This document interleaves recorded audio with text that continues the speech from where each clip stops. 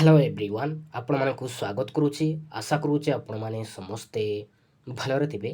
आजिर video रे आमे जानिबा OTT result केबे प्रकाश पाइबो ता विषय रे आमे ई भिडियो रे आमे आलोचना करिबा एवं ग्रेस मार्क मिलेबो कि नाही ता विषय रे मध्य ई भिडियो रे आमे आलोचना करिबा। तो प्रथमे आमे जानिबा रिजल्ट कथा।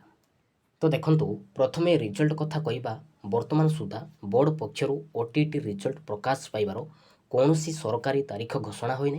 तेबे पूर्व वर्षगुड़िक धारा देखिले परीक्षा पर किछि सप्ताह मध्य रिजल्ट प्रकाश पाइबार संभावना रही है। तेणु आपण मैंने नियमित भाव बीएससी ओडिशार ऑफिशियल वेबसाइट को जांच करंतु। एबे देखिबा ओटीटी ओटीटी ग्रेस मार्क मिलेबो कि नहीं ता विषय आमे जानिबा।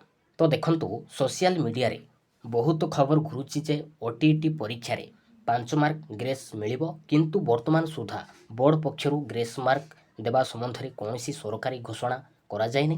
तेणु तेणु एहा उपरे विश्वास करंतु नै। जदि ग्रेस मार्क संबंध रे कोनोसी ऑफिशियल नोटिस आसे ता ऑफिशियल वेबसाइट रे प्रकाश पाइबो एवं आमे मध्य सबुठारु प्रथमे आपण माननकु जणाइबो। तेणु संक्षेप रे कहिबाकू गले ओटीटी रिजल्ट रो तारीख एपर्यंत घोषणा होई नै एवं ग्रेस मार्क विषय मध्य कोनोसी ऑफिशियल निष्पत्ति आसी नै। एहीपरि ओटीटी संबंधी सठिक अपडेट पाइबा पई हेले आम चैनल को सब्सक्राइब करंतु। Thank you.